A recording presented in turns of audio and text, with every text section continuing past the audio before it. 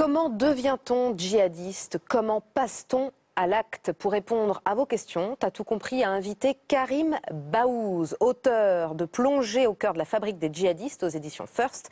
Il est aussi le seul journaliste à avoir rencontré Saïd Kouachi quand il n'était qu'un petit voyou. C'était il y a 10 ans.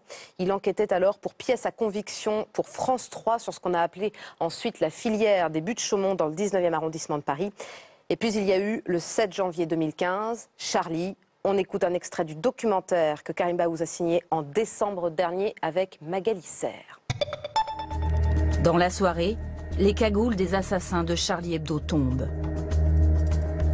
Le monde découvre les visages de deux enfants de la République.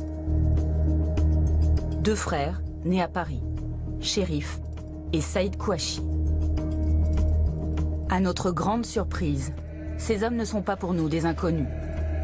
Il y a 10 ans, nous avions croisé le parcours de Chérif et Saïd Kouachi dans le 19e arrondissement de Paris. Dans quel but les avez-vous appelés? Alors à l'époque, en 2005, je co-réalisais un reportage avec Magali Serre sur les filières irakiennes. Et lorsque je rencontre les deux, Saïd Kouachi en premier, c'est une petite frappe, un petit voyou, comme il en existe des milliers dans ces quartiers à cette époque. Et à cette époque, je ne sens pas chez lui de radicalité. Je sens chez lui une rancœur. Je sens qu'il était très énervé, très aigri par rapport à son pays, la France.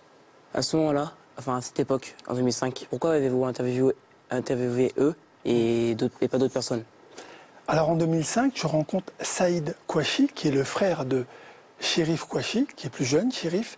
Et Chérif, lui, est incarcéré à cette époque, en 2005, sur le procès des filières irakiennes. Parce qu'à cette époque, des jeunes du 19e arrondissement s'engageaient en Irak pour se battre contre les Américains. Lorsqu'il sort de prison, d'abord, il est musclé comme un héros de manga. Et ensuite, au niveau de son visage, on sent vraiment qu'il est marqué. On sent qu'il s'est passé quelque chose en prison. Et c'est justement en prison qu'il a été endoctriné. C'est en prison qu'il s'est radicalisé.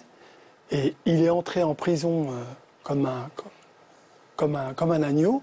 Et il est ressorti avec son diplôme de terroriste international en poche. Quelle a été votre réaction quand vous les avez vus passer à la télé comme des tueurs, comme les tueurs des 12 personnes à Charlie Hebdo? Ça a été un choc personnel, intime, parce que j'ai grandi dans les mêmes quartiers que les frères Kouachi. Et puis je n'en revenais pas. Je me disais comment, en 10 ans, les personnes que j'ai rencontrées, avec qui j'ai discuté, sont devenues des monstres. Mais des monstres français. Puisque c'est en France qu'ils se sont radicalisés. En 2005, lorsque vous les avez rencontrés, est-ce que vous vous en doutez qu'ils allaient faire un drame pareil?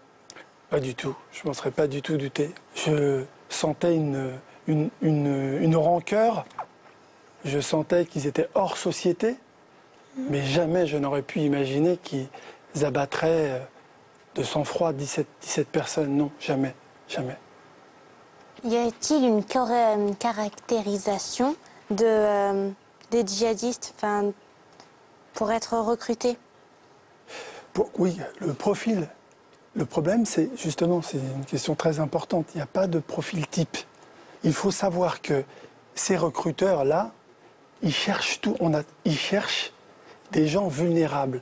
Ils cherchent des gens qui ont... On a tous des choses, des brisures. On a tous des choses qui sont un peu tristes en nous, qu'on a vécues. Mais justement, les recruteurs, c'est ce qu'ils essaient de déceler chez vous, pour vous amener dans leur terrain. Le conseil que j'ai à donner, surtout, c'est de ne jamais s'isoler.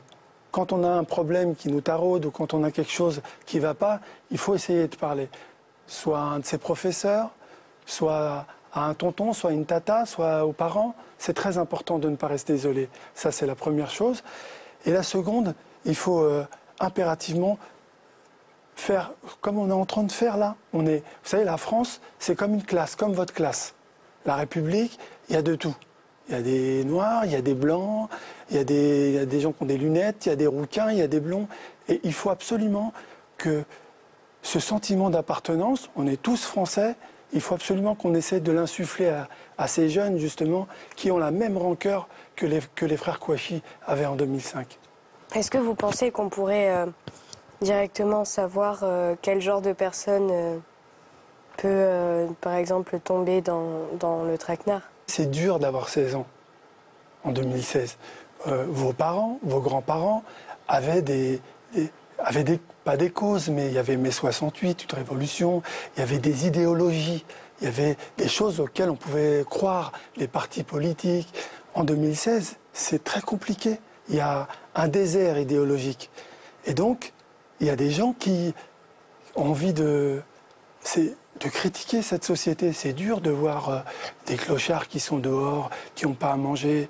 C'est dur de voir que c'est l'argent qui est roi, qui commande tout. Et comme il n'y a pas d'idéologie à côté pour pouvoir s'identifier, ça peut créer une frustration, une rancœur. Vous avez parlé d'un désert d'idéologie en 2016. Est-ce qu'on pourrait, nous, bâtir une ville dans ce désert? C'est ce que vous faites là. C'est ce que vous faites là. C'est ce que vous êtes en train de faire là. Il y a des gens qui vont nous écouter et puis qui vont se dire, si j'ai un problème, je vais essayer d'en parler à un adulte, je ne vais pas ruminer ma rancœur, on va essayer d'expliquer. Il faut essayer d'expliquer, c'est ce que vous faites là, très bien, parce qu'on est bien quand même tous ensemble, non ? Merci à vous, Karim Baouz. Je rappelle que vous êtes l'auteur de ce livre, Plongé au cœur de la fabrique djihadiste. Merci encore d'être passé sur le plateau. Tu as tout compris. Tout le plaisir était pour moi. Et partagé largement, je pense.